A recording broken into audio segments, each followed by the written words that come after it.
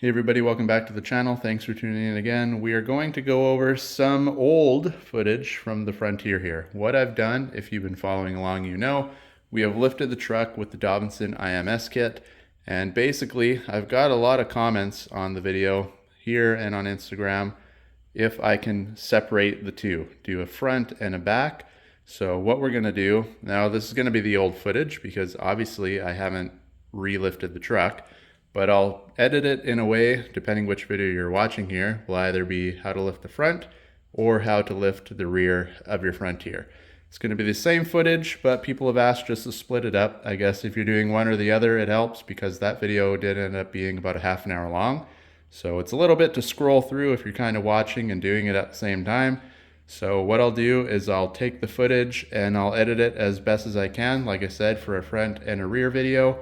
And it might not turn out perfect because I filmed it in a way to do it in one shot, but people ask if I could just split it up. So I've got some extra time on my hands. I'll go back, edit the footage, and depending on which one you're looking at, hopefully this helps you out. And if you're a subscriber that's been watching for a long time, this might be a little bit boring for you because you've already seen all this stuff. But if you're somebody new, consider liking and subscribing, and hopefully this helps you lift your own truck. Let me know if it did.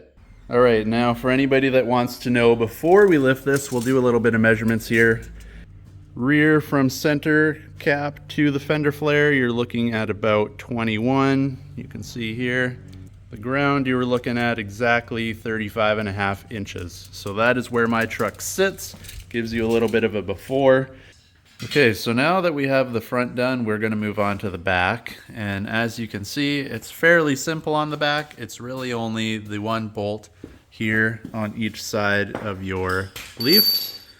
And then, of course, you have to undo these two U-bolts here, and then top and bottom on the actual shock itself.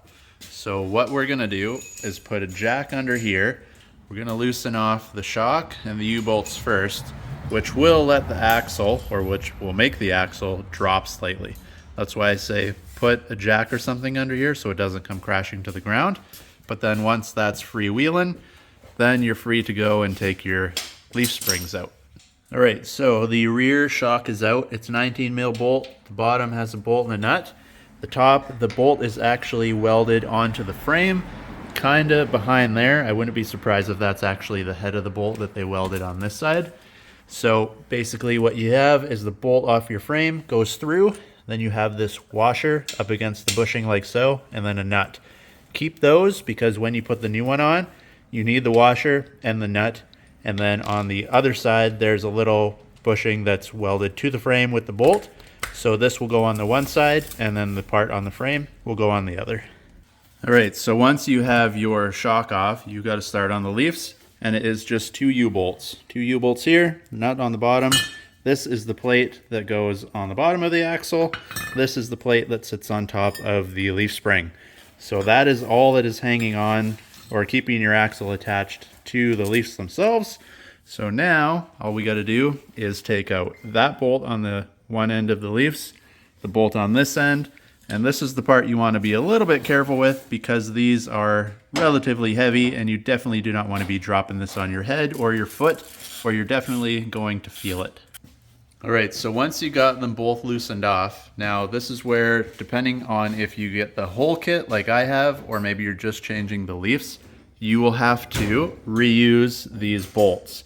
So the two up here, one in the top of the shackle, one that holds the leaf, you're reusing those, as well as the one on the far side. For me, ordering the whole kit, we now have the greasable bolts. So I've got a replacement for the front, and I've got the whole new shackle for the back. So I'm not going to have to reuse this bolt, and I'm also going to have to take this entire thing off, just like this. There's a plate on one side. We'll knock the bolts out. We'll have to get the bushings out of there, and then we can start on reassembling the new stuff and putting it back in place. All right, so we have got everything out. You do have to kind of MacGyver it around a little bit to get the leaves out, but it does work. And then this is your shackle. And basically you got two of these bushings, one inside the frame. This will be up top inside the frame. The bottom ones are in the leaves. So if you come up in here, you can see that hole here. is where the bushings are. The new bushings will go in here as well. Just grease it up, clean it out really well first, grease it up before you put the new ones in. But being a new truck, we just were able to grab this with a pair of pliers and pull it out. It's still brand new, as you can see. This is a soft rubber material. Not super soft, but you can definitely mold it just with your fingers and stuff.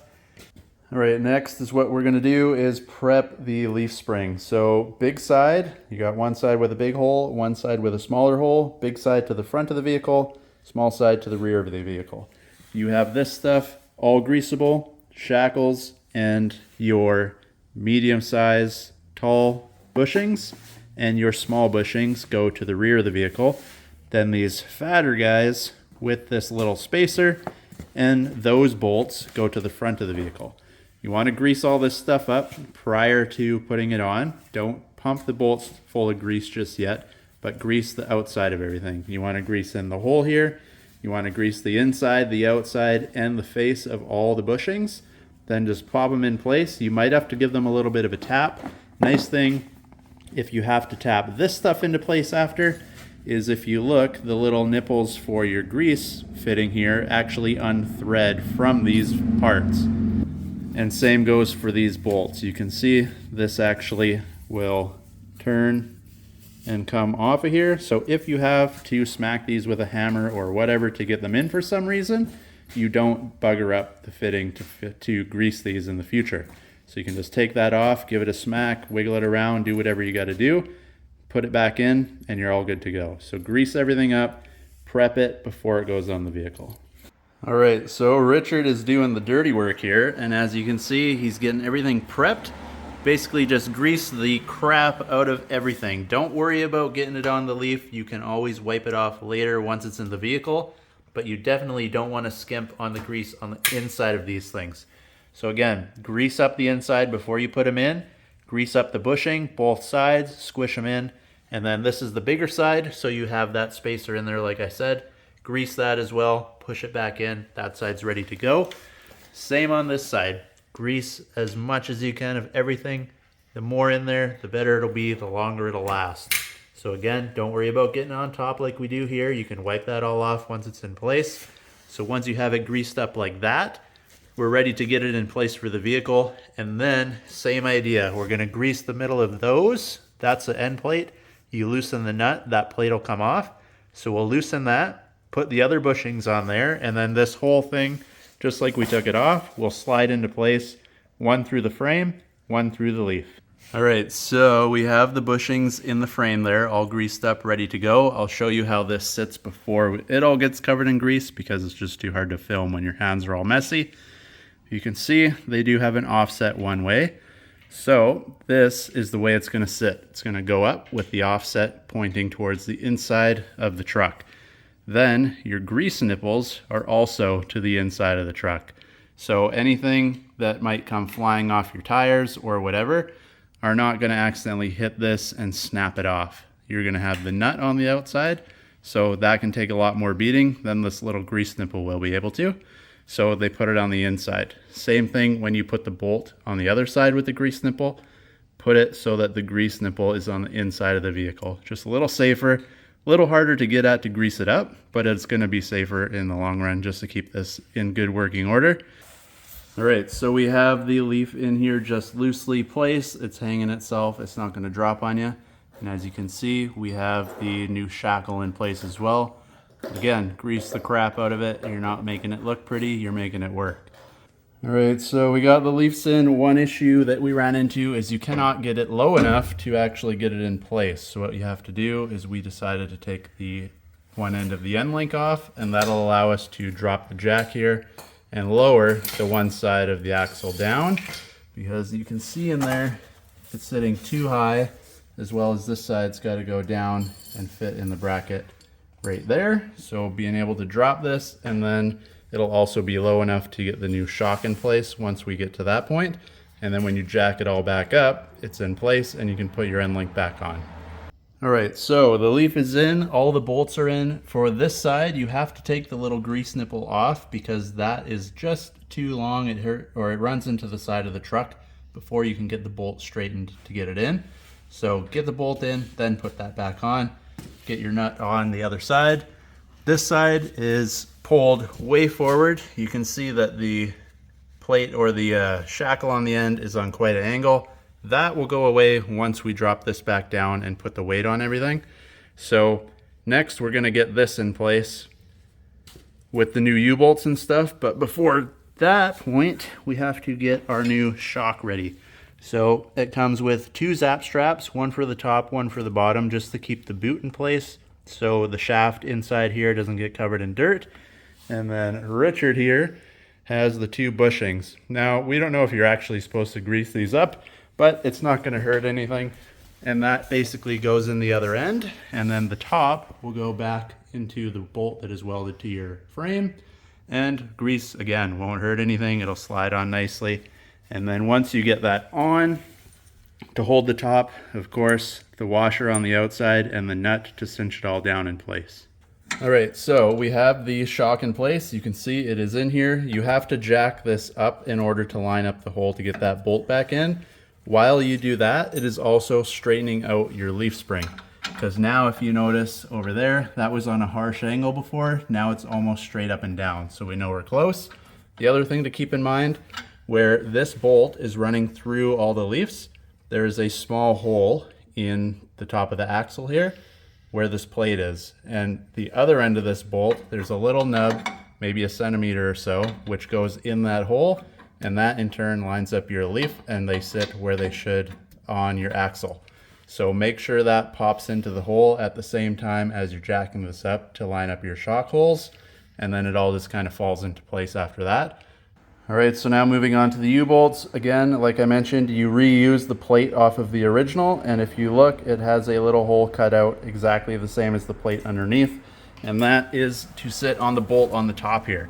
So it goes on just like that. That will keep it in line. You see it doesn't move side to side or back and forth at all.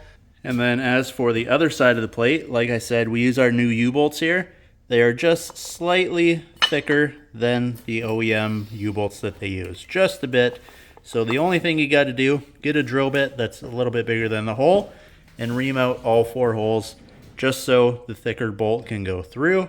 And then again, we reuse this, hook the U-bolts on, comes with all the hardware needed. All right, so now you can see the U-bolts are on. Again, the plate on top, you just line up with the top of the U-bolt. And once you have the bottom plate there drilled, you can do all that, get it all in there, put your nuts on, washer and a nut. And then this portion is the only portion right now that you can crank down tight. Do it kind of like a wheel, maybe in like a kind of an X pattern like that.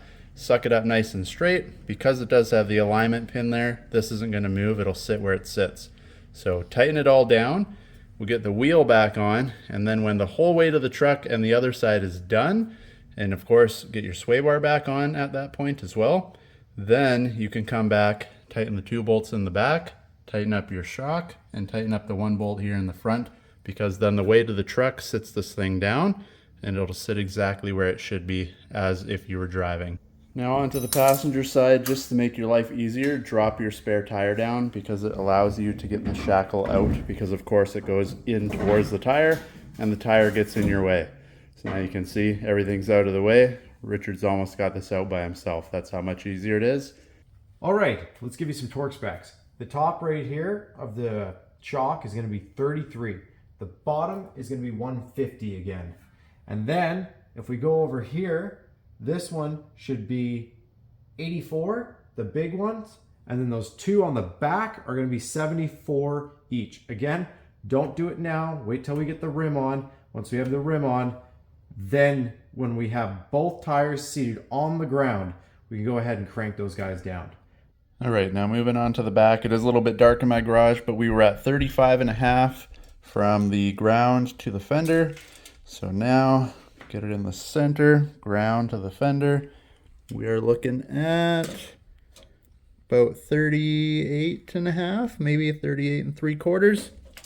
So again, they call this a 3-inch lift, and it is just slightly over 3 inches. But again, keep in mind, they have not been driven on a whole bunch yet. This will settle just slightly, so I wouldn't doubt it ends up right around the 3-inch mark. And Also keep in mind, like I mentioned, these are their heavy duty springs. They're the 800 pounders. So you're definitely going to gain just slightly more than a softer leaf spring in the back that might not be able to hold so much weight. So keep that in mind as well.